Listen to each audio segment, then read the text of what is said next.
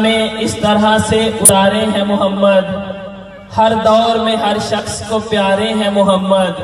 اکثر در زہرا پہ جبرائیل نے سوچا، پیغام کس کو دوں یہ تو سارے ہیں محمد۔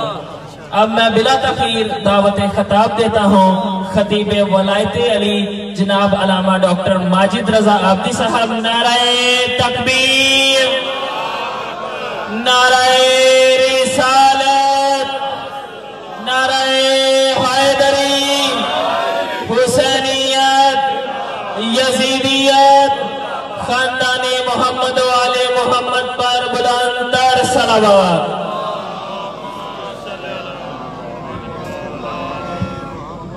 نعرہ تکبیر، نعرہ رسالت، نعرہ حیدری، نعرہ ولایت، محمد و آل محمد کی عظمت پر بلندتر صلوات۔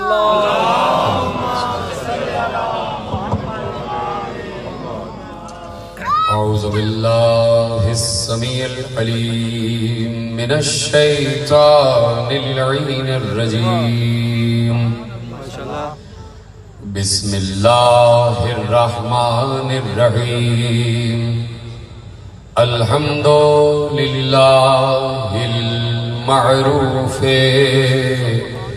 من غیر رؤیت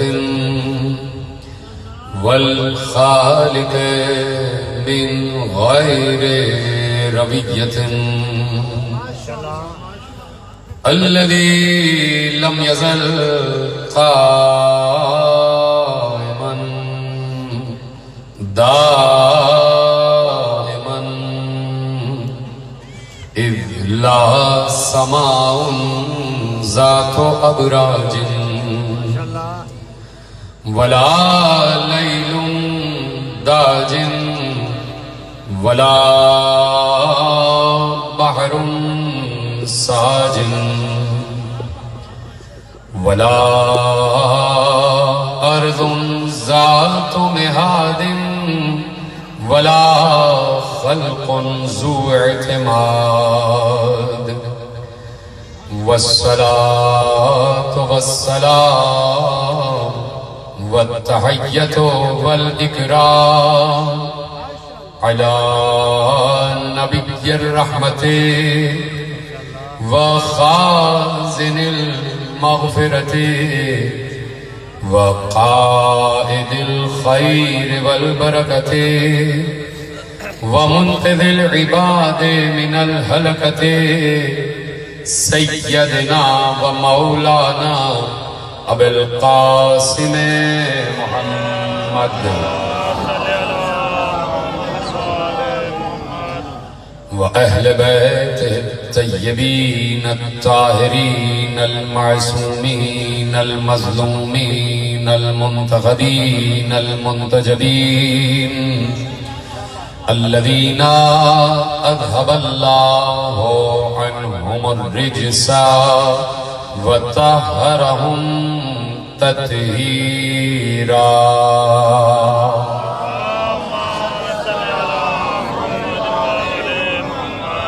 أما بعد فقد قال الله سبحانه وتعالى في محكم كتابه المجيد وفرقانه الحميد وقوله الحق، بسم الله الرحمن الرحيم، ومن لم يجعل الله له نورا فما له من نور۔ صلوات پڑھے محمد و آل محمد۔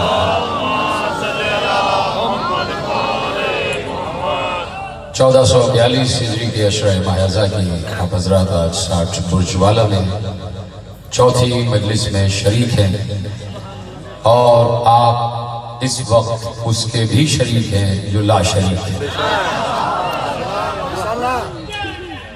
اس لیے کہ ہم وہی کام کر رہے ہیں جو عرش پر اللہ کر رہا ہے۔ پچھلے سال میں نے جملہ عرض کیا تھا کہ اللہ درود پڑھ رہا ہے اور ہر وقت پڑھ رہا ہے، وہ کسی وقت کا انتظار نہیں کرتا، تو کیوں نہ کہہ دوں کہ وہ اس وقت بھی درود پڑھ رہا ہے اور ہم اس وقت درود پڑھ کر اس کے درود والے کام میں شریک ہو رہے ہیں۔ محمد کی عظمت پر بلند تر صلوات۔ صلی علی محمد۔ توجہ ہے قبلہ؟ تو درود بھی ایک نور ہے، درود بھی نور ہے، اور یہ درود نور لے کر آتا ہے، لیکن شرط یہ ہے کہ درود دم کٹا نہ پڑھا جائے، پورا پڑھا جائے۔ شرط کہ درود پورا پڑھا جائے۔ پیغمبر نے کہا درود بدرہ نہ پڑھنا۔ یہ علامہ راغب اصفہانی اپنی کتاب میں پیغمبر کا یہ جملہ انہوں نے درج کیا ہے، عالم اہل سنت ہیں علامہ راغب اصفہانی۔ وہ اپنی کتاب میں لکھ رہے ہیں کہ پیغمبر پر جب آئے درود اتری تو پیغمبر نے کہا مجھ پر درود پڑھنا، اور لیکن درود بدرہ نہ پڑھنا۔ بدرہ نکلا ہے ابتر سے۔ پیغمبر کہہ رہے ہیں مجھ پر وہ درود نہ پڑھنا جو ابتر ہو۔ ابتر کسے کہتے ہیں؟ کہ جس کے کوئی اولاد نہ ہو۔ تو پیغمبر نے کہا مجھ پر درود بدرہ یعنی دم کٹا درود نہ پڑھنا۔ تو اصحاب نے پوچھا یا رسول اللہ پھر کیسے درود پڑھیں؟ کہا یہ نہ کہنا کہ اللہم صلی علی محمد، کہا یہاں نہ رک جانا، یہاں نہ رکنا۔ یا رسول اللہ کیسے پڑھیں؟ کہا پڑھو اللہم صلی علی محمد و آل محمد۔ تو کہا کہ اللہم صلی علی محمد و علی آل محمد بھی نہ پڑھنا، اس لیے کہ میں جملہ دے رہا ہوں اور پیغمبر کا جملہ ہے، کہا اس لیے کہ میں اپنی اور اپنی آل میں علی کا فاصلہ بھی نہیں چاہتا۔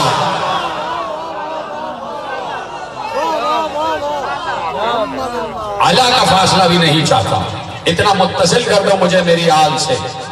تو درود بھی نور ہے، اس لیے کہ نور پر اترا ہے اور نور بن کر اترا ہے۔ درود بھی نور ہے اس لیے کہ نور مجسم کے لیے ہے، اور اللہ کہہ رہا ہے میں نور ہوں، نور پر درود پڑھ رہا ہوں۔ بولے نا ساتھ ساتھ، میں خود نور ہوں اور جس پر درود پڑھوں وہ بھی نور ہے، اور جو میرے ساتھ درود میں شامل ہو جائے چاہے تو دم کٹا پڑھ کے خاک رہ جائے، چاہے تو مکمل پڑھ کے نور بن جائے۔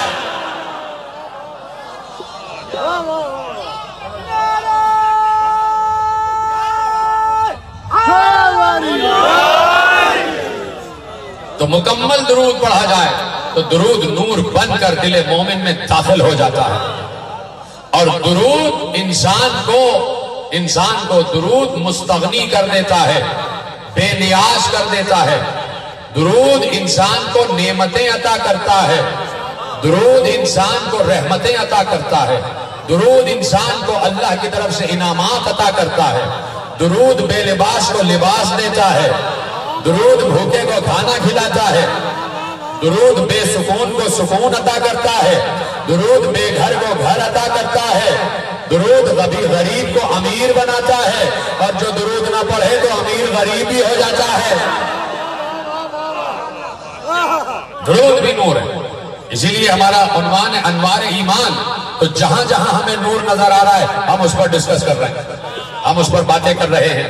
درود ہے نور۔ میں نے کہا درود غریب کو امیر بناتا ہے، غریب کو امیر بناتا ہے، مفلس کو نادار کو، مفلس و نادار کو امیر بنا دیتا ہے، مفلس و نادار کو پیسے والا بنا دیتا ہے۔ دلیل دے رہا ہوں، قرآن میں سورہ میں ایک واقعہ موجود ہے کہ ایک نبی کے دور میں کسی قبیلے والے نے کسی قبیلے کے ایک فرد کو قتل کر دیا۔ کسی قبیلے والے نے دوسرے قبیلے کے ایک فرد کو قتل کر دیا۔ وہ والے قبیلے والے لڑنے آ گئے، کہا یا نبی اللہ ہم سے فیصلہ کروائیے، ہمارا فیصلہ کیجئے۔ ان کو یہ پتا تھا کہ فیصلہ نبی ہی سے کروایا جاتا ہے۔ کل کی تقریر یاد ہے، حتی یحکمو کا، ان کو پتا تھا کہ فیصلہ نبی ہی سے لینا چاہیے۔ جب اتنا بڑا عادل موجود ہے، جب اتنا بڑا منصف موجود ہے اور منصف بھی اللہ کا بنایا ہوا، تو اپنے بنائے ہوئے سے کیسے فیصلہ لے لیں؟ جب اللہ کا بنایا ہوا منصف و قاضی و حکم موجود ہے، تو قوم والے نبی کے پاس آ گئے۔ جناب موسیٰ کے دور کا واقعہ اور جناب صالح کے حوالے سے بھی قصص الانبیاء میں لکھا ہوا ہے، یا نبی اللہ، اس قبیلے والے نے ہمارے قبیلے کے فرد کا قتل کر دیا، یہ رہا لاشا، ہمیں انصاف چاہیے، ہمیں انصاف چاہیے۔ ان لوگوں نے مارا، انہوں نے کہا ہم نے نہیں مارا، انکار کیا انہوں نے، اور انہوں نے کہا تمہارے پاس کوئی ثبوت ہو تو لاؤ، کوئی ثبوت ہو تو لاؤ، اس لیے کہ بہت سارے لوگ جا رہے تھے اس وقت، نہ معلوم کس نے مار لیا۔ تو اب نبی اللہ نے اللہ سے رجوع کیا، نبی اللہ نے اللہ سے رجوع کیا، یعنی نبی کا مرجع ہے اللہ، نبی کا مرجع ہے اللہ، نبی اللہ کی طرف رجوع کرے، قوم نبی کی طرف رجوع کرے۔ کل کی تقریر یاد رہے، نبی اللہ کی طرف رجوع کرے اپنے فیصلوں کے لیے، اور امت نبی کی طرف اپنے فیصلوں کے لیے رجوع کرے۔ تو امت نے نبی کی طرف رجوع کیا، نبی نے اللہ کی طرف رجوع کیا۔ یا اللہ تو فیصلہ فرما، کون قاتل ہے؟ یہ وجہ بتاؤ کہ اللہ کو تو معلوم ہے نا کون قاتل ہے، معلوم ہے نا، بولو ہاں یا نہیں؟ اللہ تو جانتا ہے نا کون قاتل ہے، اسی وقت اللہ بتا دیتا کہ کون قاتل ہے۔ تو جب اللہ بتاتا تو نبی کو بتاتا، اور نبی قوم کو بتاتے۔ قوم کے پاس اتنا یقین تھا ہی نہیں کہ نبی بتاتا اور نبی کی بات پہ یقین کر لیتے، تو اللہ نے براہ راست نہیں بتایا، اللہ نے کہا ہم دلیل دیں گے تاکہ دلیل کا انکار نہ کر سکو، دلیل کا انکار نہ کر سکو۔ اگر ہم نے کہہ دیا فلاں قاتل ہے تو وہ پھر کہیں گے اللہ سے کہیں گے گواہ لاؤ۔ جو لوگ اللہ سے گواہ مانگ رہے ہیں وہ رسول اللہ کی بیٹی سے مانگ رہے تھے، وہ اللہ سے کہتے کہ گواہ لاؤ کہ کون ہے۔ آپ نے کہہ دیا فلاں گواہ، فلاں قاتل ہے، تو گواہ کیا ہے؟ تو اللہ نے دلیل قائم کی، دلیل۔ اللہ نے کہا کہ اے میرے نبی، یہ میں تمہیں ایک نشانی بتا رہا ہوں، ایک گائے ہے، گائے، اس گائے کو ذبح کرو، ایک گائے لاؤ، اس گائے کو ذبح کرو، اور اس گائے کا گوشت کاٹو فلاں مقام کا، اور اس گوشت کے ٹکڑے کو مردے پر ملو، مردہ زندہ ہوگا اور بتا دے گا اس کا قاتل کون ہے، بتا دے گا اس کا قاتل کون ہے۔ اب اللہ نے وسیلہ در وسیلہ اختیار کیا، چاہتا تو نبی سے کہہ دیتا تم ٹھوکر مار کے اسے زندہ کر لو، خود بتا دے گا، لیکن اللہ اپنی قدرت کا اظہار چاہ رہا ہے، بتا رہا ہے کہ میں اپنی قدرت بتا سکتا ہوں کہ میں کسی مردے سے مردے کو بلوا بھی سکتا ہوں۔ کیا سن رہے میرے سے؟ گائے مردہ، مردہ گائے کا مردہ گوشت مردے پہ مس کرو، مردہ بولے۔ تو اللہ یہی تو بتانا چاہ رہا ہے کہ جب ماننے پہ آؤ تو مردہ گوشت سے مردہ مس ہو تو مردہ زندہ ہو جائے، یہ مان لو، اور جب نہ ماننے پہ آؤ تو علی ٹھوکر مار کے زندہ کرے، یہ نہیں مان رہے۔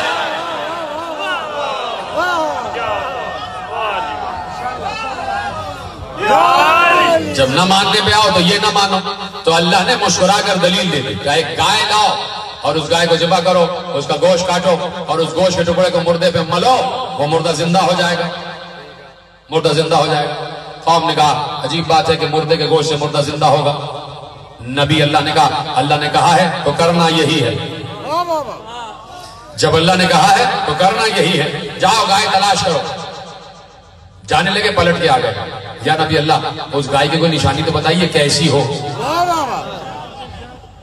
اس کا رنگ کیسا ہو۔ پھر نبی اللہ نے پوچھا یا اللہ اس کا رنگ کیسا ہو، کہا اس کا رنگ پیلا ہونا چاہیے، پیلا، زرد رنگ، زرد رنگ کی اس کی کھال۔ جانے لگے، پھر پلٹ کے آ گئے، یہ تو بتائیے اس کی آنکھیں کیسی ہوں۔ اب بہانے تلاش کر رہے ہیں، بہانے تلاش کر رہے ہیں، اس لیے کہ قاتل کا پتہ ملنے والا ہے نا۔ جہاں جس امر سے قاتل کا پتہ معلوم ہو جانے کا شک ہوتا ہے اس کے دشمن ہو جاتے ہیں۔ ہم آنسو بہاتے ہیں، یہ سمجھ جاتے ہیں قاتل کا پتہ ملنے والا ہے، تو بہانے تراشنے لگے، آنکھیں کیسی ہوں۔ اللہ اللہ تو صابروں کے ساتھ ہے نا، خود بھی تو خالق صبر ہے، اس کو کوئی جلدی تو ہوتی نہیں، وہ جلال میں ایسے تو نہیں آ جاتا، وہ بھی کہتا ہے میں تمہیں گھر تک چھوڑ کے آؤں گا، جھوٹوں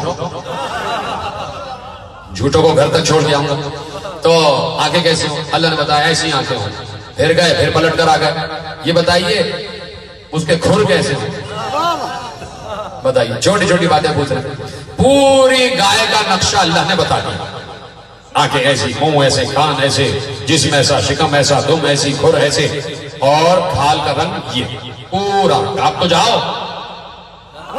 اب تو پوری گائے کا نقشہ مل گیا، اب تو جاؤ ڈھونڈ کے لاؤ، ادھر ادھر ادھر گئے، کہیں سے وہ گائے ملی نہیں۔ کسی کا پیلا رنگ ہے تو کسی کی آنکھیں ویسی نہیں ہیں، کسی کی آنکھیں ویسی ہیں تو کھر ویسے نہیں ہیں، کسی کے کھر ویسے ہیں تو دم ویسی نہیں ہے، جس کی دم ویسے ہیں، کسی کے کان ویسے نہیں، کوئی گائے مکمل نہیں اتر رہی۔ بڑی تلاش کے بعد آخر رات کے وقت کسی نے بتایا بھائی یہاں سے اتنے میل کے فاصلے پر ایک نوجوان رہتا ہے، ایک نوجوان رہتا ہے، اس نوجوان کے پاس ایک گائے ہے، وہ گائے اس کے باپ نے اسے تحفے میں دی، اور باپ نے تحفے میں اس لیے دی کہ وہ باپ کی بڑی عزت کرتا تھا، بڑی محبت کرتا تھا۔ ایک بار اس کا بہت اہم ترین سودا ہونے والا تھا، کسی جائیداد کا اہم ترین سودا، اس سے اسے بہت فائدہ ملنے والا تھا۔ گاہک آ گئے اور جو جائیداد کے کاغذات تھے وہ باپ کے سرہانے کے تکیے کے نیچے رکھے ہوئے تھے، اور باپ سرہانے پہ سو رہا تھا۔ جو جائیداد کے کاغذات تھے وہ باپ کے تکیے کے نیچے تھے اور باپ سو رہا تھا، اور وہ گاہک زمین لینے آ گئے اور اس سے 4 گنا دام دے رہے تھے، جتنا زمین کا دام تھا اس سے کئی گنا زیادہ دام دے رہے تھے، اور کہہ رہے تھے ابھی فیصلہ کرو، ابھی لکھ کے دے دو تو سودا ہو جائے۔ یہ آیا، کاغذات لینے آیا، دیکھا باپ کے تکیے کے نیچے کاغذات ہیں اور باپ سو رہا ہے۔ اس نے مناسب نہیں سمجھا کہ باپ کو اٹھا کے کاغذات نکالے جائے۔ کیا سمجھ رہے ہیں؟ کہ کھڑا رہا بھائی، اور باپ سوتا رہا، اور وہ گاہک واپس چلے گئے۔ اس نے باپ کو اٹھایا نہیں، باپ کو تکلیف نہیں پہنچائی۔ جب باپ کی آنکھ کھلی تو کہا کہ تم کھڑے ہو، اس نے پورا واقعہ بیان کیا، کہا کہ مجھے اٹھا لیتے، کہا نہیں بابا، میں نے مناسب نہیں سمجھا کہ آپ کے آرام میں خلل آ جائے۔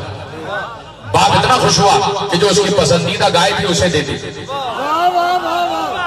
وہ چھوٹی سی گائے کی پرورش کرنے لگا، وہ نے چھوٹی سی گائے کی پرورش کرتا رہا، اور جب وہ گائے 2 برس کی ہو گئی تو بالکل ویسی ہی ہوئی جیسی اللہ چاہتا تھا،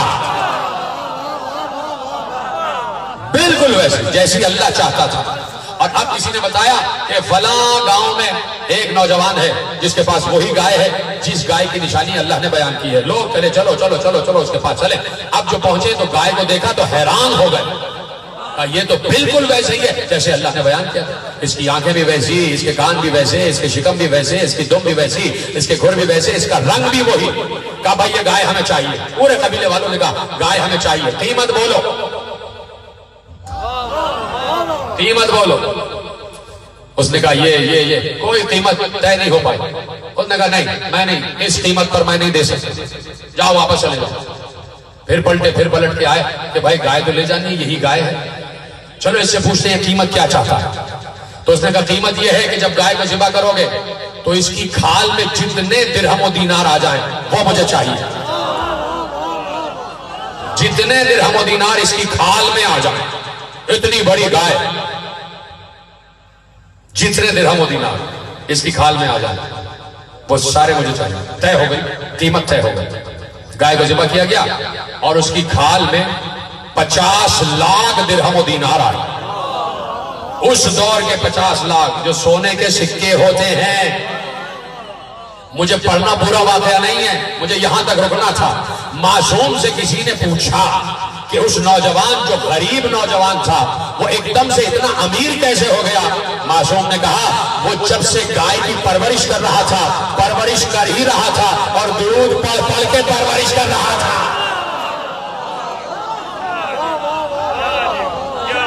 کہ مسلسل آل محمد پر درود پڑھتا تھا، اللہ نے اس درود کا اس کو صلہ یہ دیا کہ غریب تھا امیر ہو گئے۔ معصوم کہہ رہے تو درود ایک نور ہے جو قلب مومن میں نور بن کے داخل ہوتا ہے، اور جب نور قلب مومن میں نور بن کے داخل ہو جاتا ہے تو مومن غنی ہو جاتا ہے. غنی کا مطلب یہ نہیں امیر، غنی کا مطلب دنیا اس کی نگاہ میں ہیچ ہو جاتی ہے، وہ پھر دنیا کی طلب نہیں رکھتا. ارے بھائی جب اتنی قیمتی چیز آپ کے پاس آ جائے جسے نور کہتے ہیں تو اس کے آگے انسان کسی چھوٹی چیز کی کیا تمنا کرے گا، کیا طلب کرے گا، ہے کہ نہیں؟ تو اب اس لیے اللہ نے کہا کہ یہ درود وہ ہے جو میں پڑھ رہا ہوں، اور میں نور، تو نور پر درود، تو درود نور بن کر نور کی طرف منتقل ہوتا ہے. اس لیے کہا کہ صرف مجھ پر نہیں، میری آل پر بھی، میری آل پر درود ہونا چاہیے. اب آل کتنی اہم ہے؟ آل بھی اتنی نورانی جتنے محمد نورانی. سلامت رہے آپ جیسے سن رہے ہیں. آل کے پاس بھی اتنا ہی نور جتنا محمد کے پاس. میں یہ جملہ نہ کہتا اگر محمد نے یہ نہ کہا ہوتا کہ ہم سب کے سب محمد ہیں. تو جو نور ایک محمد کا وہ سارے محمدوں کے نور ہے کہ نہیں؟ سارے محمد کے پاس وہی نور جو ایک محمد کا نور. تو وہی نور محمد کا، وہی نور علی کا، وہی نور زہرا کا، وہی نور حسن کا، وہی نور حسین. تو یہ تو ہو گئے نورانی جو محمد سے متصل ہیں، بالکل محمد کے نور کا حصہ ہیں. لیکن جو محمد سے متصل نہیں، منسلک ہیں، ان کا بھی نور میں حصہ ہے. چپ ہو گیا آپ، میں دلیل دیتا ہوں. مشکات شریف بہت اہم ترین کتاب ہے اہل سنت والجماعت کیا ہے، ہمارے لیے بھی بڑی محترم کتاب ہے. اس لیے کہ جس کتاب میں علم ہو وہ کتاب محترم ہو جاتی ہے. تو ہمارے یہاں کوئی اختلاف نہیں ہے. وہاں کی 6 ہمارے یہاں کی 4 مل کے 10 ہو گئے. ٹھیک ہے. تو مشکات شریف باب مناقب اہل بیت میں ایک روایت لکھی ہوئی ہے، اجازت ہے کہ پڑھی جائے سب میرے ساتھ. باب مناقب اہل بیت میں ایک روایت لکھی ہے مشکات شریف، سیاہ ستہ کی اہم ترین کتاب. اور صاحب مشکات شریف لکھتے ہیں اور روایت سے، راویوں سے، انہوں نے سنا ان سے، انہوں نے سنا ان سے، انہوں نے سنا ان سے، اور انہوں نے کہا کہ میں رسول کی بزم میں بیٹھا ہوا تھا کہ ایسے میں رسول اللہ کے چچا حضرت عباس ابن عبد المطلب آ گئے. پہلی محرم کو میں نے روایت پڑھی لیکن ایک جملہ نہیں پڑھا جو آج پڑھوں گا، اس لیے زحمت کی. رسول اللہ کے چچا حضرت عباس ابن عبد المطلب آ گئے اور ان کے چہرے پہ غم کے آثار تھے. رسول اللہ نے پوچھا چچا آپ رو کیوں رہے، آپ کی آنکھوں میں نمی کیوں ہے؟ کہا کہ یا رسول اللہ جب یہ قریش آپس میں ملتے ہیں تو بڑے مسکرا کے ملتے ہیں، اور جب ہم بنی ہاشم ان کے پاس آ جاتے ہیں تو ان کی جبینوں پہ بل آ جاتے ہیں، ان کے چہرے بن جاتے ہیں، یہ مسکرا کے نہیں ملتے. پیغمبر کو جلال آ گیا، پیغمبر فوراً اٹھے اور ممبر پہ بیٹھے. ممبر پر بیٹھ کر اصحاب کی طرف رخ کر کے کہا، اور اس کے بعد اپنے چچا کو دیکھ کر کہا سنیے چچا عباس ابن عبد المطلب، جو آپ بنی ہاشم سے اللہ اور رسول کی نسبت سے محبت نہ کرے اس کے دل میں کبھی ایمان داخل نہیں ہو سکتا.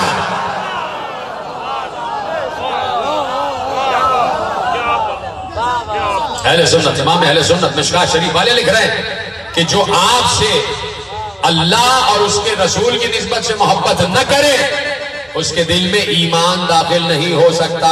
ختم ہو گئی بات، اب دیکھتے چلے جاؤ، اب پرکھتے چلے جاؤ کہ کون ہے جو بنی ہاشم سے محبت کر رہا ہے. تو اب یہ دیکھنے کی اور پوچھنے کی ضرورت نہیں ہے کہ تمہارے پاس کتنا ایمان، تمہارے پاس کتنا ایمان، تمہارے پاس کتنا ایمان. یہ دیکھتے جاؤ کون علی سے کتنی محبت کر رہا ہے، یہ دیکھتے جاؤ. تو اللہ کے رسول نے اللہ کے کہنے سے معیارات ایمان دنیا کو بتائے اور دنیا کے دلوں میں راسخ کروائے. توجہ ہے، دنیا کے دلوں میں راسخ کروائے. اور اب جب درود ہے نا، درود کے ساتھ آل بھی ہے، تو آل کا مرتبہ کیا ہے، آل کا مرتبہ کیا ہے؟ تو مرتبہ یہ بتا دیا. توجہ، بات کرتے کرتے کسی بلند قامت صاحب نے پوچھا یاد ہے جو میں نے روایت پڑھی تھی کہ محشر میں نور کے ممبروں پر بٹھایا جائے گا؟ پڑھی تھی روایت، اس کا آخری حصہ آج پڑھ رہا ہوں، تیار ہو سننے کے لیے؟ یہ بھی امام اہل سنت نے روایت لکھی ہے، امام حاکم نیشہ پوری اپنے مستدرک میں روایت لکھی ہے۔ انہوں نے کہا کہ وہ پوری روایت تو آپ کے ذہن میں ہے، وہ پڑھنا نہیں کہ وہ نور کے منبروں پہ جو بیٹھیں گے وہ انبیاء ہوں گے، پیغمبر نے کہا ہوں گے لیکن تم جو سمجھ رہے ہو وہ نہیں ہوں گے، یاد آ گیا؟ شہداء ہوں گے، کہا ہو شہداء تو ہوں گے لیکن جو تم سمجھ رہے ہو وہ نہیں ہوں گے، ہو گئی بات۔ اب جب روایت پوری ختم ہو گئی کہ وہ کون ہوں گے، کہا وہ علی کے شیعہ ہوں گے جو نور کے منبروں میں بٹھائے جائیں گے۔ اب پیغمبر نے کہا سنو، کون بلند ہوا ہے، کون سوال کر رہا ہے؟ بلند قامت کے ہیں وہ، ٹھیک ہے، وہ سوال کر رہے ہیں۔ کہا سنو، مخاطب کر کے کہا سنو کہ جو مجھ سے محبت کا دعویٰ کرے لیکن علی کا دشمن ہو وہ سب سے بڑا جھوٹا ہے، ٹھیک ہے؟ یہاں تک بات آ گئی۔ اب کہا سنو، پہلے تو کہہ دیا جو علی کا دشمن ہو لیکن مجھ سے محبت کا دعویٰ کرے وہ جھوٹا ہے، پھر کہا سنو جو قریش میں سے علی کا دشمن ہو وہ یہودی ہوگا، جو قریش میں سے یہودی علی کا دشمن ہو وہ یہودی ہوگا، جو عرب میں سے علی کا دشمن ہو اس کے نسب کا پتہ نہیں ہوگا، اور کوئی عام انسان اگر علی کا دشمن ہو وہ شقی ہوگا، ظالم ہوگا، قاتل ہوگا۔ پہچان بتا دی رسالت میں آپ نے کہ اس طریقے سے پہچانتے جانا۔ اب اگر کوئی علی کا دشمن نظر آئے اور وہ کہے میں قریش ہوں تو کہنا تو قریش نہیں ہے، یہودی ہے۔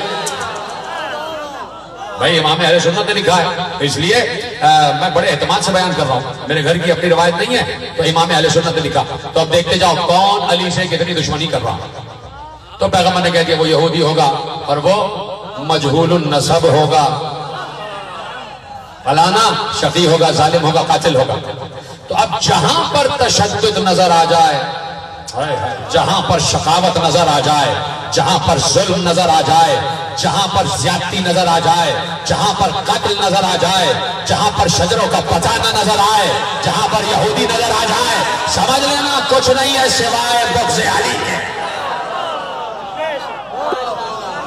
تو اب جاؤ بتاؤ پاکستان کے تمام انصاف کرنے والے اداروں کو بتاؤ کہ تمہاری عدالت میں یہ جو اتنے مجرم آ رہے ہیں یہ سارے کے سارے دشمن علی ہیں، جو بھی آ جائے قاتل، جو بھی آ جائے ڈاکو۔ ڈاکو کے نام پہ خاموش کیوں ہو گئے بھائی؟ علی کا چاہنے والا ہو اور کسی کے باپ پہ قبضہ کر لے، ہو ہی نہیں سکتا، ڈاکہ ڈالے یہ ہو ہی نہیں سکتا، قتل کر دے یہ ہو ہی نہیں سکتا۔ ہاں جب علی کہے کہ قتل کرو تو کرے، اور علی اس وقت کہے گا کہ جب کعبے میں ظہور کرے گا دوبارہ، اس وقت علی آنے والا علی کہے گا۔ تو پھر ہمارے ہاتھوں میں جو تلواریں ابھی ہمارے سر پر چل رہی ہیں، سمجھ جاؤ نا جملے، اس وقت جب آخری علی آئے گا تو وہی تلواریں دشمنوں کے سر پہ چلیں گی۔ ابھی تو یہی ہو رہا۔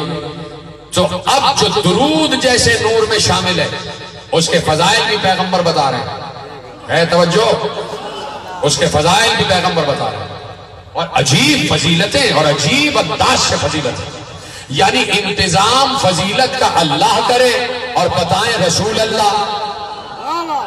سننا لے کے آ گیا میں تمہیں عجیب مقام پہ لے کے آ گیا۔ روایت لکھی اور عالم فقہ نے روایت لکھی اور مصدق و مستند و موثق حوالوں سے روایت لکھی، کوئی حوالہ جھوٹا نہیں، کسی راوی میں کوئی ایسی بات نہیں کہ جو بلی کا باپ ہو جائے۔ ان راویوں کے سلسلے میں سب کے سب سچے راوی، اور امام مسلم اور امام بخاری کی شرائط پر پورے اترے ہوئے راوی، ایسے سچے راویوں نے روایت لکھوا دی۔ اور میرے یہاں کے عالم وقت نے القطرہ میں روایت لکھ دی، وہاں سے روایت آپ کے حوالے کر رہا ہوں کہ اصحاب کہتے ہیں کہ ایک مرتبہ مسجد نبوی میں ہم نماز پڑھ رہے تھے اور پیغمبر نماز پڑھا رہے تھے، وقت ہے نا میرے پاس بھی ہے، آپ کے پاس بھی ہے نا؟ پڑھو نا، اجازت ہے؟ کہا کہ ہم نماز پڑھ رہے تھے اور رسول اللہ کا رسول نماز پڑھا رہا تھا. ایسے میں پہلی رکعت اور پہلی رکعت کا رکوع، رسول اللہ رکوع میں گئے، پوری جماعت رکوع میں. فطال الرکوع، پیغمبر نے رکوع کو طویل کیا. قصہ کہانی نہیں ہے، اب فضیلت آ رہی ہے. فطال الرکوع، پیغمبر نے رکوع کو طویل کیا. حتی ظننا ان نزل علیہ الوحی، ہمیں یہ گمان ہوا کہ شاید اس وقت پیغمبر پر وحی نازل ہو رہی ہے.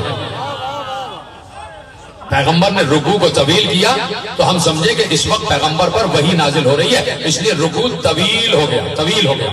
بار بار کہہ رہے ہیں سبحان ربی العظیم و بحمدہ، سبحان ربی العظیم و بحمدہ، سبحان ربی العظیم و بحمدہ، سبحان ربی العظیم و بحمدہ. بار بار اللہ کی حمد اور اس کی عظمت بیان کر رہے ہیں اور طویل ہو گیا رکوع. اصحاب نے کہا ہم سمجھے کہ وحی کا نزول ہو رہا ہے. اس کا مطلب ہے کہ اگر پیغمبر کا رکوع طویل ہو جائے تب بھی وحی ہوتی ہے، جب سجدہ طویل ہو جائے تب بھی وحی ہوتی ہے. فطال الرکوع، پیغمبر نے رکوع کو طویل کیا. حتی ظننا ان نزل علیہ الوحی، ہم سمجھے، ہمیں گمان ہوا کہ وحی کا نزول ہو رہا. اور ایسے میں رکوع تمام ہو گیا اور اس کے بعد نماز بھی تمام ہو گئی. اور جیسے ہی نماز تمام ہوئی، توجہ، جیسے ہی نماز تمام ہوئی، ایک بار پیغمبر نے پیچھے مڑ کے کہا این علی، علی کہاں ہے؟ این علی، علی کہاں ہے؟ پچھلی صف سے بالکل علی آگے بڑھ کے آئے. یا رسول اللہ میں حاضر ہوں. کہا یا علی، نماز میں شامل ہونے میں آپ کو دیر کیوں ہوئی؟ نماز میں شامل ہونے میں آپ کو دیر کیوں ہوئی؟ علی نے کہا یا رسول اللہ، آپ کا جو مکبر ہے اس نے آج اقامت جلدی کہہ دی. اقامت مکبر نے جلدی کہہ دی اور ابھی میں وضو نہیں کیے ہوئے تھا. جیسے ہی مجھے اقامت کی پہلا جملہ میرے ذہن میں، میرے کان میں ٹکرایا اللہ اکبر کا، تو فوراً میں نے کہا کوئی کنیز یا کوئی غلام ہے جو میرے لیے وضو کا پانی لے کے آئے. کہیں سے کوئی آواز نہ آئی. اس سے پہلے کہ میں اٹھتا، میرے دروازے سے 3 لوگ اندر داخل ہوئے. ایک کے ہاتھ میں تولیہ تھا، ایک کے ہاتھ میں لوٹا تھا، ایک کے ہاتھ میں تشت تھا. ایک نے تشت سنبھالا، ایک نے لوٹے سے میرا ہاتھ دھلایا، ایک نے تولیے سے ہاتھ صاف کیا اور میں مسجد میں آ گیا. رسول اللہ سب کے سامنے کہہ رہے یا علی، جو ہاتھ دھلا رہا تھا وہ اسرائیل تھا، جس کے ہاتھ میں رومال تھا وہ میکائیل تھا، جو تشت سنبھالے تھا وہ اسرافیل تھا.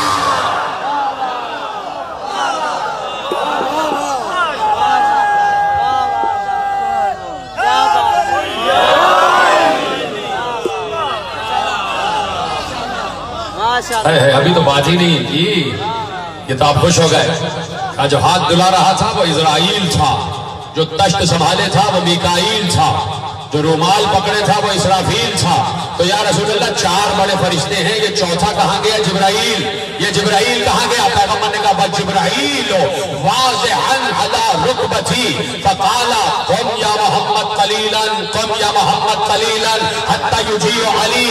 اور پیغمبر نے کہا جبرائیل میرے گھٹنوں پہ ہاتھ رکھ کے کہہ رہے تھے ذرا رکوع کو طویل کرو، علی آنے والے ہیں.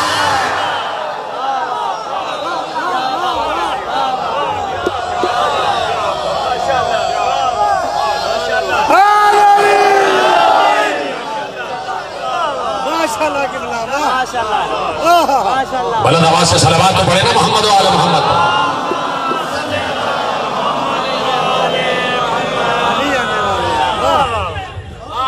قم یا محمد قلیلا، قم یا محمد قلیلا. بار بار جبرائیل کہہ رہے تھے رسول اللہ تھوڑی دیر اور، تھوڑی دیر اور، تھوڑی دیر اور، علی آنے والے، علی آ جائے، علی آ جائے. اور ایسے میں علی جماعت میں شامل ہو گئے. توجہ ہے، رسول نماز پڑھیں اور علی شامل نہ ہو، یہ کیسے ہو سکتا ہے؟ نماز تو اللہ چاہتا ہے مکمل میرے پاس آئے. جو سمجھ گیا وہ سمجھ گیا، تو نہیں سمجھا وہ جانے اور اس کی سمجھ جانے. اللہ چاہتا ہے مکمل نماز میرے پاس آئے، محمد ہو اور علی نہ ہو، ایسی نماز نہیں، محمد بھی ہو علی بھی ہو۔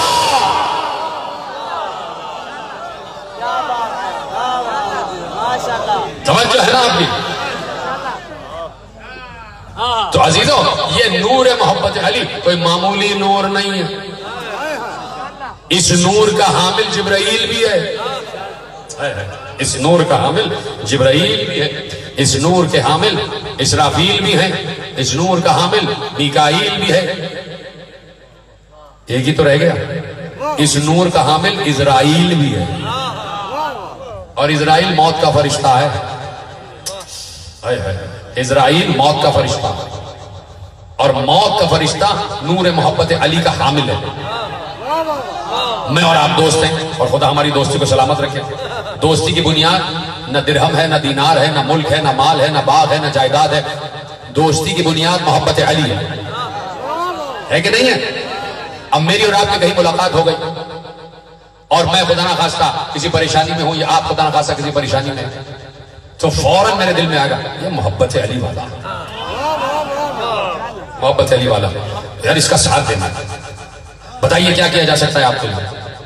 بھائی دیکھو یہ کام کر دو، یہ کام کر دو، ہاں بھائی ٹھیک ہے، ہم جو ہم کر سکتے ہیں آپ کے لیے کریں گے۔ یعنی کبھی کبھار یہ بھی ہو سکتا ہے کہ بھائی ہم آپ نے کسی کام کو آ نہیں سکتے، لیکن یہ بھی کر سکتے ہیں کہ ہم آپ کو کسی مشکل میں نہ دیکھیں، آپ کی پریشانی میں اضافہ نہیں کریں گے، یعنی آپ کو پریشان نہیں کریں گے۔ تو علی والے کا یہ تعلق ہوتا ہے، دونوں کے دل میں محبت علی، اور کبھی علی والے مل گئے، گھر پہ آ گئے، بھائی کیا ضرورت ہے بتائیے، کچھ کھانا پینا، یہ وہ چائے پئیں گے، یا یہ سب ہے کہ نہیں؟ ایک دوسرے سے کیوں تعلق ہے؟ نور محبت علی۔ تو جہاں نور محبت علی والے دو لوگ مل جاتے ہیں، ایک دوسرے کا خیال کرتے ہیں، ختم ہو گئی بات۔ اسرائیل کے دل میں بھی نور محبت علی، مومن کے دل میں بھی نور محبت علی۔ جب دو محبت علی والے ملتے ہیں تو اسرائیل خود ہی پوچھ لیتا ہے جانا ہے یا رکنا ہے۔ یہ اپنی طرف سے نہیں، معصوم کا قول ہے بھائی، کہ پوچھا جاتا ہے مومن سے کہ جانا ہے یا مزید رکنا ہے۔ یقین کرو بھائی، کہاں بیٹھے ہو؟ معصوم کہہ رہے ہیں کہ مومن سے وقت نزع، جب اس کی روح نکلنے کا وقت آتا ہے تو ملک پوچھتا ہے کہ جانا ہے یا رکنا ہے۔ آپ کہیں گے کہ بھی بہت سے مومن چلے جاتے ہیں، اس لیے کہ دل میں خواہش تو ہوتی ہے کہ تھوڑی سی عمر اور بڑھ جائے، تھوڑی سی عمر اور بڑھ جائے، یہ ابھی خواہش ہوتی ہے کہ تھوڑی سی عمر بڑھ جائے، مزید کچھ کام کر لیں، بچوں کے لیے کچھ کر جائیں، کچھ پڑھ لیں گے، کچھ لکھ لیں گے، تھوڑی عمر بڑھ جائے، یہی ہوتا ہے نا۔ لیکن بہت سے لوگ چلے جاتے ہیں، وہ مومن بھی ہوتے ہیں، اور ملک الموت پوچھ رہا ہے رکنا ہے جانا ہے، تو اس وقت کوئی کیوں نہیں کہتا کہ رکنا ہے؟ ابھی بھی اس وقت خدا نہ خواستہ کہیں پر تمہارے گھر میں کوئی بیمار ہے نا، اسے کان میں جا کے کہو کہ مولا سے، مولا علی سے اور امام زمانہ سے کہے مولا مجھے ابھی رکنا ہے، میں ابھی جانا نہیں چاہتا۔ میں بڑے راز کی بات بتا رہا ہوں، یہ راز کہیں لکھا نہیں ہے، یہ راز براہ راست مجھ پر القا ہوا ہے، میں صحیح بتا رہا ہوں، بالکل سچ بتا رہا ہوں کہ کوئی بیمار کہیں ہو نا مومن، اس سے کہو جا کے کہ اپنے امام زمانہ سے توسل کرو، تنہائی میں ان سے بات کرو، رو رو کے یا صاحب زمان یا صاحب زمان یا صاحب زمان کہہ کے کہو مولا میں ابھی نہیں جانا چاہتا، ابھی میں اس دنیا میں رہنا چاہتا ہوں، اس کی بیماری صحت میں بدل جائے گی، اس کی بیماری صحت میں بدل جائے گی۔ اب وہ کون ہوتے جو چلے گئے؟ بعض جوان چلے جاتے ہیں، بعض بزرگ جاتے ہیں، تو کیا ان سے نہیں پوچھتا؟ ان سے بھی پوچھتا، تو پھر کیوں چلے گئے؟ چلے اس لیے گئے، ذہین مجمع بیٹھا ہوا ہے، علی نے کہا تھا کوئی اس وقت تک نہیں مرے گا جب تک مجھے دیکھ نہ لے۔ مومن دیکھ رہا ہوتا ہے سرحانے علی ہیں تو علی کے ساتھ جاؤں یا دنیا میں رہوں؟ کیا سنا ہے آپ نے؟ کیسے سنا؟ خدا آپ کو سلامت رکھے۔ میں آپ کو داد دے رہا ہوں جیسے آپ سن رہے ہیں۔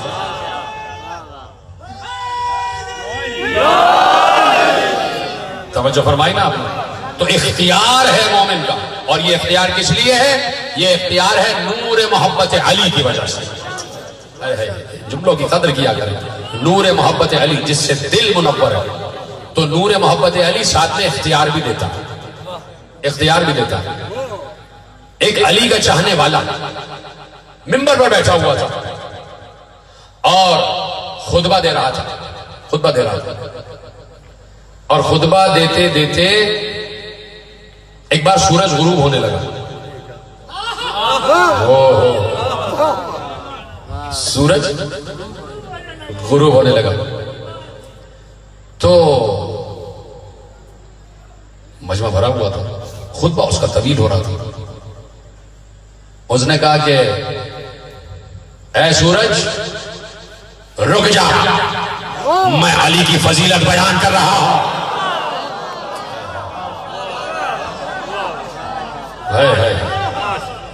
میں علی کی فضیلت بیان کر رہا ہوں.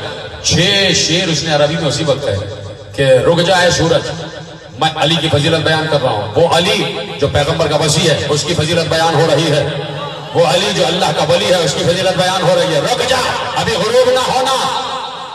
ایک بار دیکھا کہ سورج کی روشنی دوبارہ طلوع ہو گئی، دوبارہ طلوع ہو گئی. اتنا اختیار آ جاتا ہے نور محبت علی کا انسان کے قلب میں. بعد میں لوگوں نے کہا کہ بھائی بات یہ تھی کہ پورے ماحول پر بادل چھا گئے تھے، بادل، ان بادلوں میں سورج چھپ گیا تھا. جیسے ہی اس نے کہا سورج اپنی روشنی دکھا، ایک دم آئے ہوئے بادل واپس پلٹ گئے، ایک دم آئے ہوئے بادل واپس پلٹ گئے. تو یہ محبت علی کا نور مومن کو مختار بناتا ہے، مومن کو مختار بناتا ہے. یقین کی بات ہے، جسے یقین نہیں ہے اسے کچھ نہیں ملے گا.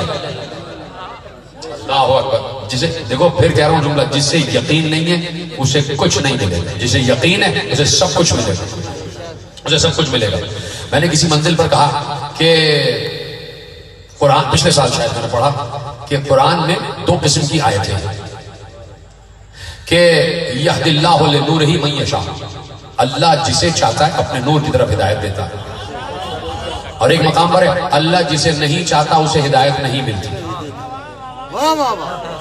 اللہ جسے چاہتا ہے اسے ہدایت ملتی ہے، جسے نہیں چاہتا اسے ہدایت نہیں ملتی. کسی نے معصوم سے پوچھا کہ جب اللہ ہی نے نہیں چاہا تو کسی کو ہدایت نہیں ملی، اور جب اللہ نے چاہا تو ہدایت مل گئی. تو جسے ہدایت نہیں ملی جب وہ محشر میں آئے گا تو وہ اللہ سے کہہ سکتا ہے پروردگار تو نہیں مجھے ہدایت نہیں کی تو اب مجھے تو سزا کیوں دے رہا ہے. بات سمجھ میں آ رہی ہے نہیں؟ ختم کر دوں بات پہنچ رہی ہے پیچھے آخری آدمی تک کہ بھائی جسے قرآن کہہ رہا ہے نا کہ جسے اللہ ہدایت دے اسے ہدایت ملتی ہے، جسے نہ دے اسے نہیں ملتی. تو محشر میں کوئی ایسا آدمی آ جائے کہ جس کے پاس ہدایت نہیں تھی تو وہ اللہ سے شکایت کرے گا کہ پروردگار تو نے مجھے ہدایت دی ہی نہیں، تو میں ہدایت پہ نہیں تھا، اب تو مجھے کیوں سزا دے رہا ہے، اب تو مجھے کیوں عذاب دے رہا ہے، اب تو کیوں مجھے جہنم میں ڈال رہا ہے، تو نہیں ہدایت نہیں دی. لیکن سوال تو ہے نا، بنتا ہے سوال. معصوم سے یہی سوال کیا گیا کہ مولا پھر سزا کیسی، پھر عذاب کیسا، پھر جہنم کی آگ کیسی؟ جب اللہ ہی نے ہدایت نہیں دی تو ہدایت یافتہ نہ ہوا. تو اب جواب بھی معصوم ہی نے دیا. معصوم نے کہا یہ معاملہ نہیں ہے، بات یہ ہے کہ قرآن کی آیت کے پیج میں یہ بات چھپی ہوئی ہے کہ اللہ یہ بتانا چاہ رہا ہے کہ جو ہم سے ہدایت مانگے گا ہم دیں گے، جو نہیں مانگے گا ہم نہیں دیں گے. سمجھے؟ جو ہم سے ہدایت مانگے گا ہم دیں گے، جو نہیں مانگے گا ہم نہیں دیں گے. تو اللہ چاہتا ہے کہ ہم سے مانگا جائے، مانگا جائے، مانگا جائے، مانگا جائے. موسیٰ آ گئے کوہ طور پہ، بڑی باتیں ہوتی تھی جناب موسیٰ سے، تو اللہ نے کہا موسیٰ ہم سے ہی مانگا کرو، ہر چیز ہم سے مانگا کرو، یہاں تک کہ اپنی بکریوں کا چارہ بھی ہم سے مانگو، اپنے کھانے کا نمک بھی ہم سے مانگو. تو یہ سب رزق ہے، رزق. اور اللہ کے خزانے بھرے پڑے ہیں، یہ تمام نعمتیں اللہ کا خزانہ ہے. ویسے ہی معصوم نے کہا کہ محبت علی بھی اللہ کا خزانہ ہے، جو مانگے گا اسے ملے گی، جو نہیں مانگے گا اسے نہیں ملے گی. محبت علی بھی اللہ کا خزانہ ہے، تو جو مانگے گا اسے ملے گی، جو نہیں مانگے گا اسے نہیں ملے گی. تو اب جس کے پاس نہیں ہے اس سے جا کے کہو کہ مانگو تو. اب سمجھ میں آیا کہ یہ جو 5 وقت کہتے ہو اہدنا الصراط المستقیم، اہدنا الصراط المستقیم، تو گویا یہی کہتے ہو کہ محبت علی دے دے، محبت علی دے دے، راہ ہدایت دے دے، راہ ہدایت دے دے، تاکہ میں اس راہ ہدایت پر چل کر تیری منزل قرب تک پہنچ جاؤں. میں ہر جگہ اتنے سجے ہوئے جملے کہتا نہیں ہوں، کم کم مقامات اور آپ کے حوالے کر دیں تاکہ میں راہ ہدایت پر چل کر تیری منزل قرب پر پہنچ جاؤں. تو اللہ کہ قرب کا راستہ ہے نا، راستہ کسی منزل تک پہنچائے گا. تو اللہ کے قریب، دیکھیں بڑی آسان بات ہے، کوئی مشکل بات نہیں ہے، سب کے سمجھ میں آئی ہے اور آسانی سے کہہ رہا ہوں، لیکن آپ آسانی سے نہ سنیے گا. اللہ کے قریب وہی پہنچائے گا جو اللہ کے قریب ہوگا.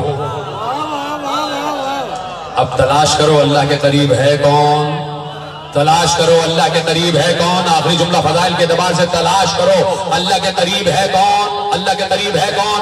ایک بندہ اللہ کے اتنا قریب پہنچا کہ کعبہ قوسین تک پہنچ گیا کہ اب تو معبود میں اتنا فاصلہ تھا کہ کچھ بھی فاصلہ نہ تھا. اور جب اسی بندے نے پردہ ہٹایا تو مسکرا دیا کہ جسے زمین پر چھوڑ کر آ رہا ہو پہلے سے معراج پر ہے. تو جو اللہ کے قریب ہے اس کے قریب جاؤ، محمد کے قریب آؤ کہ محمد اتنا قریب ہے کہ جتنا قریب اللہ سے کوئی ہے ہی نہیں. کعبہ قوسین کی منزل پر یا محمد ہے یا علی ہے، یا محمد ہے یا علی. اور محمد و علی کا ایک ساتھ ہونا واجب ہے، اس لیے کہ دونوں ایک ہی نور سے تو بنے ہیں، دونوں ایک نور سے بنے. تو جب ایک نور سے بنے ہیں تو سفر بھی ایک ہے، حضر بھی ایک ہے، قیام بھی ایک ہے، زمان بھی ایک ہے، مکان بھی ایک ہے،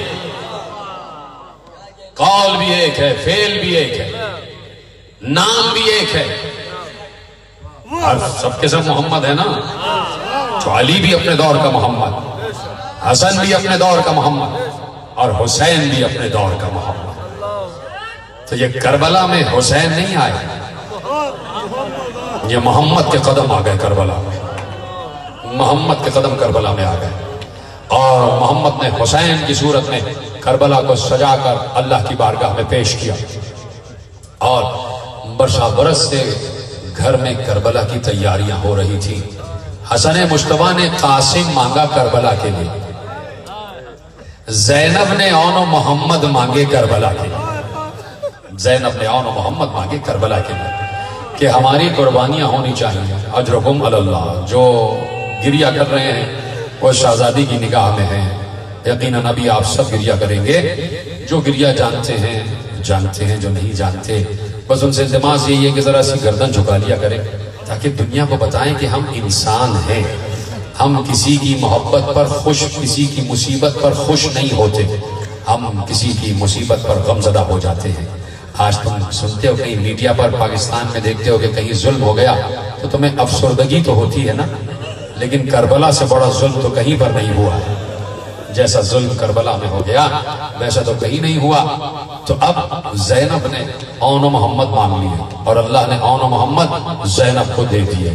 عبداللہ ابن جعفر اور بی بی زینب، ان کے دو لال اون اور محمد، ایک 9 برس کا ایک 10 برس کا بچہ، چھوٹے چھوٹے بچے. اور حمزہ و جعفر کی یادگار، حیدر کرار کی یادگار، حیدر کرار کے نواسے، جعفر طیار کے پوتے. بی بی زینب جب بھی بچوں کو رات کو سلاتی تھی تو لوری میں کچھ اور نہیں بلکہ موتا کے اور خندق و خیبر کے قصے سناتی تھی. اور محمد، تمہارا نانا خندق میں اور خیبر میں ایسے لڑا تھا، تمہارا دادا جنگ موتا میں ایسے لڑا تھا، تمہارے دادا جعفر طیار کے ہاتھ کٹ گئے تھے اور اللہ نے انہیں جنت میں 2 پر عنایت فرمائے ہیں. تو بس بی بی اس طرح بچوں کو اپنے دادا اور نانا کی جنگوں کے قصے سنا کر بہادری کا سبق دیا کرتی تھی. اور جب بچے نانا اور دادا کی جنگ کے قصے سنتے تو ان کے بازوؤں کی مچھلیاں پھڑکنے لگ جاتی کہ کبھی ہمیں بھی تو موقع ملے تو ہم بتائیں گے کہ ہم جعفر کی یادگار ہیں، ہم حیدر کی یادگار ہیں. اور وہ موقع آ گیا کہ جب 28 رجب کو زینب چلی ہیں تو اپنے شوہر سے اجازت لے کے چلی تھی، لیکن بی بی فضہ روایت کرتی ہیں ابھی قافلہ 2 قدم آگے بڑھا تھا کہ کسی کنیز نے محلے سے آ کر کہا کہ بی بی رک جائیے، اس لیے کہ آپ کے شوہر آ رہے ہیں، آپ کے شوہر عبداللہ ابن جعفر آ رہے ہیں. بی بی کا دل دھک سے ہو کر رہ گیا کہ کہیں ایسا تو نہیں کہ میرا شوہر مجھے روک لے، اس لیے کہ شریعت کی روح سے شوہر کا حکم ماننا زوجہ پر واجب ہے. تو کہا کہ شریعت کے حکم سے یہ ہے تو ایسا نہ ہو کہ عبداللہ ابن جعفر مجھے روک لیں. بی بی رک گئی، ناطے کو بچھایا گیا، پردہ لگایا گیا، عبداللہ ابن جعفر آ گئے. بی بی نے کہا عبداللہ ابھی تو رخصت ہو گئے تھے، آپ نے اجازت دے دی تھی، اب کیوں آنا ہوا، کیسے آنا ہوا؟ عبداللہ نے کہا بی بی بات یہ ہے کہ میں ساتھ نہیں جا پا رہا اس لیے کہ امام وقت امام حسین نے مجھے جنگ سے روک دیا ہے، میری بیماری کی وجہ سے مجھ پر جنگ ساقط ہے، اگر میں صحت مند ہوتا اور حکم امام ہوتا تو میں بھی ساتھ جا رہا ہوتا۔ اے بنت علی میں روکنے کے لیے نہیں آیا۔ کہا عبداللہ پھر کس لیے آئے ہو؟ عبداللہ نے روتے ہوئے پسے پشت ہاتھ ڈالا، ایک طرف سے آن ایک طرف سے محمد۔ کہا بی بی کربلا میں جب قربانیوں کا وقت آ جائے تو آن کو میری طرف سے، محمد کو اپنی طرف سے۔ اجرکم اللہ، یہی علی کی بیٹی کے پیٹوں پر رونے کا حق ہے۔ یہ تمہارے پرسے کی آوازیں بی بی زینب کے کان تک پہنچ جائیں، شام تک پہنچ جائیں، دمشق تک پہنچ جائیں۔ ایک بار زینب خوش ہو گئی، ہاتھ دعا کے لیے اٹھائے، عبداللہ خدا تمہیں خوش رکھے، تم نے مجھے میری ماں فاطمہ زہرا کے سامنے سرخرو کر دیا، اب میں اپنی قربانیاں لے کر جاؤں گی۔ ختم ہو گئی تقریر، آ گیا عاشور کا دن، آ گیا عاشور کا دن، قربانیوں پہ قربانیاں ہونے لگی، آن محمد کو اجازت نہ ملی۔ بار بار کہتے تھے تم میرے بھانجے ہو، زینب کی یادگار ہو، میں تمہیں اپنے سامنے شہید ہوتا نہیں دیکھ سکتا۔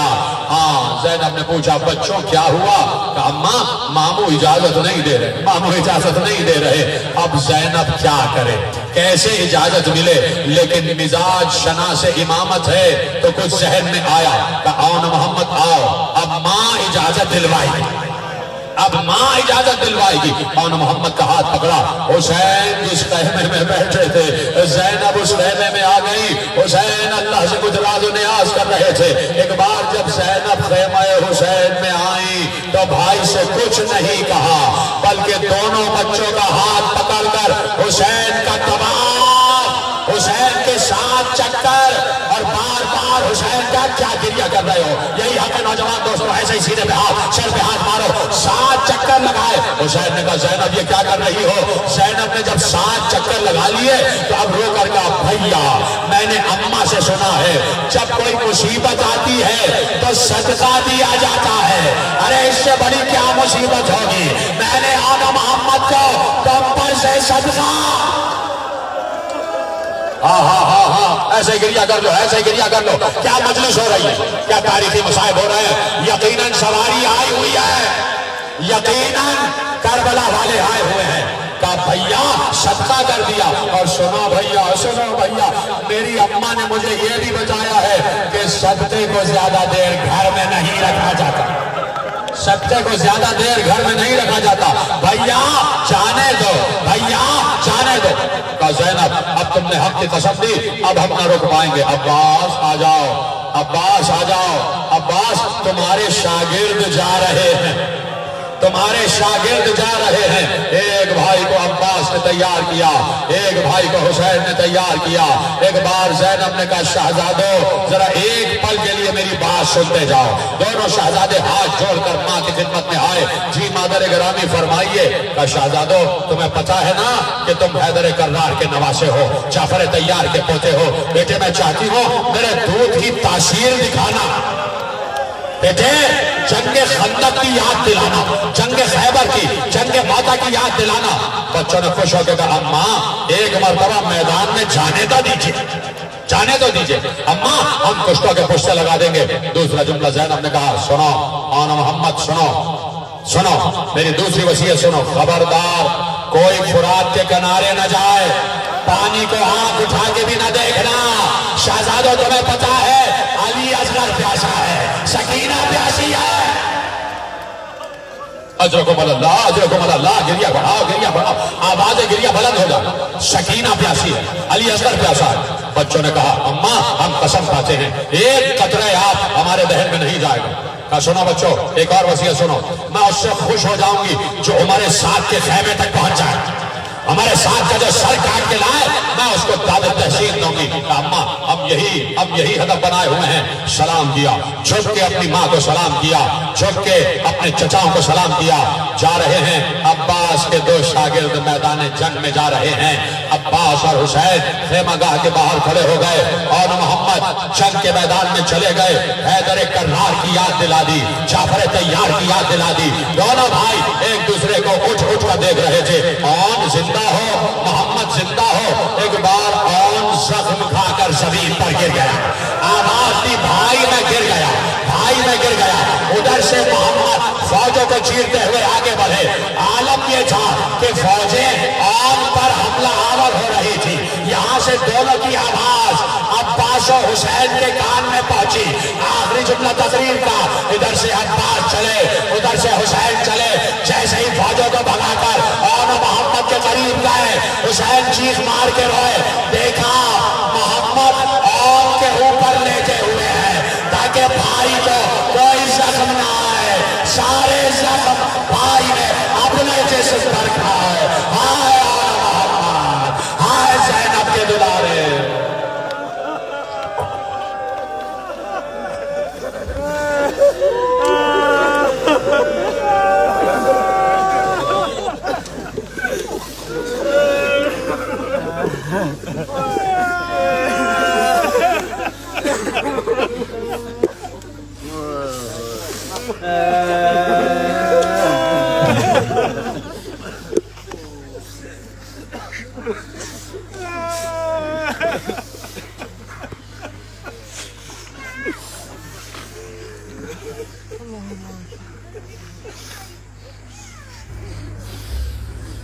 بارگاہ دیگر بلندتر صلوات. یا حسین یا حسین یا حسین یا حسین یا حسین یا حسین یا حسین یا حسین یا حسین.